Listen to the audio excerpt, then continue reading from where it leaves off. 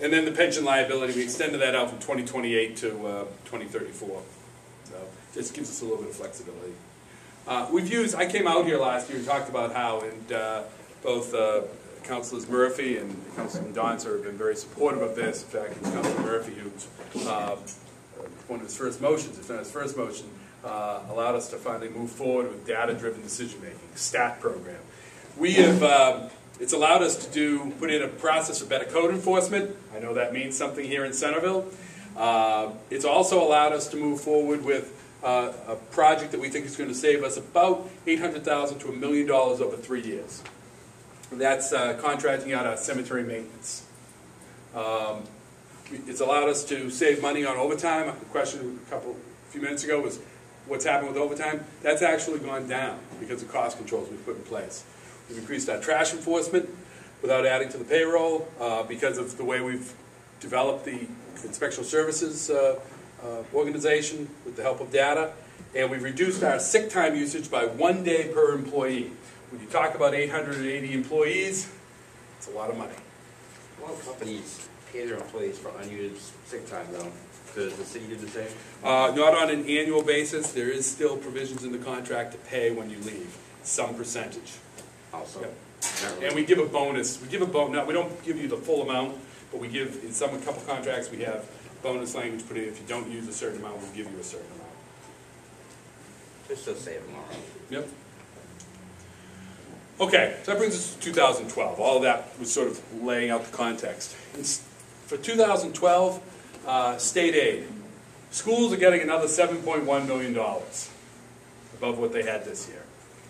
The city departments, the unrestricted local aid, is actually taking another $1.5 million hit. So our revenue's going down by $1.5 million. It's tough to remember sometimes, although I'm glad Anne Marie mentioned it when she talked about no more shoveling. It's tough to remember, it was only a couple months ago when we had snowstorm after snowstorm after snowstorm.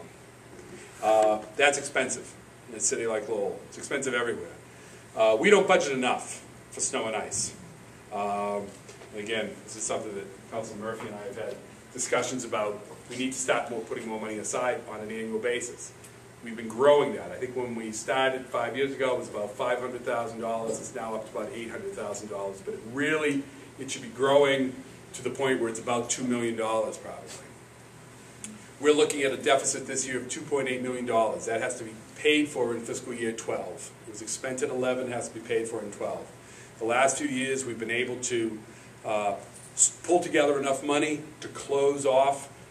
I think last year it was $1.3 million that we had in a snow and ice deficit. The year before that, it was $1.5 million. We've been able to eliminate those. As the budgets have gotten tighter, there's less money that we've been able to save in each department.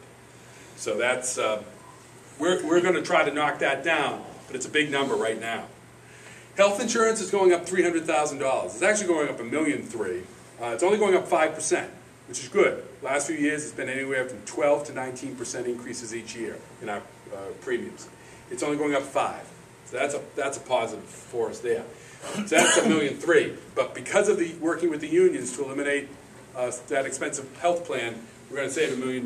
So it's only going up $300,000. And in the schools, it's actually going, their health costs in their department are actually going down because the 5% and because we've been able to work there to get people, and the school union will tell you this, that they've been pushing their people to get off of the master medical plan. The best thing we ever did there was making sure that employees over there had options of the HMO or the PPO. So the good news, there is good news on the health insurance front, but as I said, much work needs to be done there. We do have energy savings, although they're minor. They're eaten up by the increase in gas and diesel costs. We do have some tax growth. We're thinking about $1.6 million this year in tax growth. Big one, of course, is the Appleton Mills. I've come before you before and talked about the Hamilton Canal District, and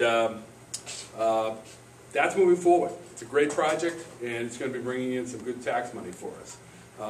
The hospital, it's like a hotel only for sick people.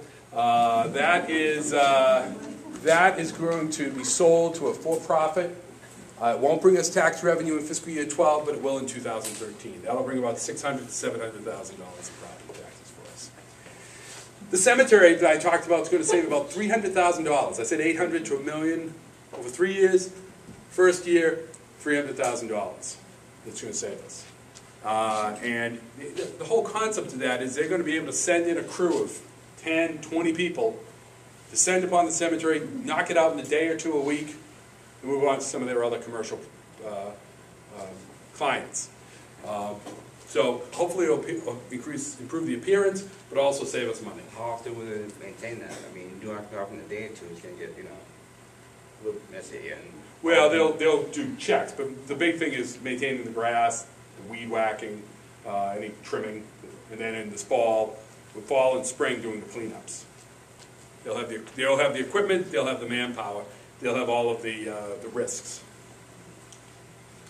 This is just the budget process. As I said earlier, the budget process actually goes on much, much longer, but this is really you don't really need to worry too much about this. Really, we start working on the meat of our budget in January, and it wraps up when the City Council deliberates in June.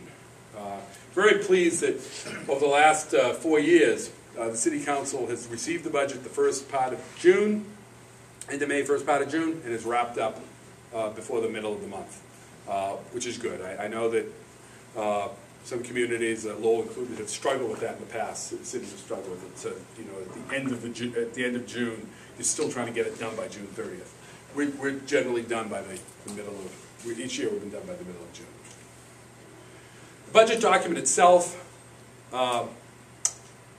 is much improved. We've gone from 63 pages, not that pages are what count. 63 pages to 130 pages. We used to have just numbers. Now we have all types of detail. We have financial policies. We have forecasts. We have a capital plan in there. We have overview on revenue and expenditure. Last year we added departmental descriptions and organizational charts. This year it's going to give you more information that has performance measures and workload measures, so that when you look at a budget, you're not going to just say, oh, they spent $100,000 in that department. You're going to say they spent $100,000 and this is what we got as a result. Performance-based budgeting. And it used to look like this. Trust me, it's just some categories, some dollar amounts. It now will have descriptions, statements, budget statements, accomplishments, workload indicators, strategic goals. And this again ties in with the work that the City Council has asked us to do with regards to strategic planning, what we've been trying to do, and the performance budgeting. All right, so I gave you that about the, lose $1.5 million, 2.5, pick up 1.6 in new revenue, 300,000 in health, throw it all in, and throw it all into a big pot, and what's it all come out at? We've got a deficit. We've got a deficit that we're working on right now of $1.6 million. And we'll be giving sort of this presentation to the City Council subcommittee tomorrow night. And that then begs the question, well, if it's $1.6 million, why can't you just cut the budget? It's a big budget, right? It's a $282 million budget in fiscal year 2010. Hasn't changed too much since then. That doesn't include the enterprises, water, wastewater, parking. But $282 million, so we should be able to find 1.6 in that pretty easily. So here we go.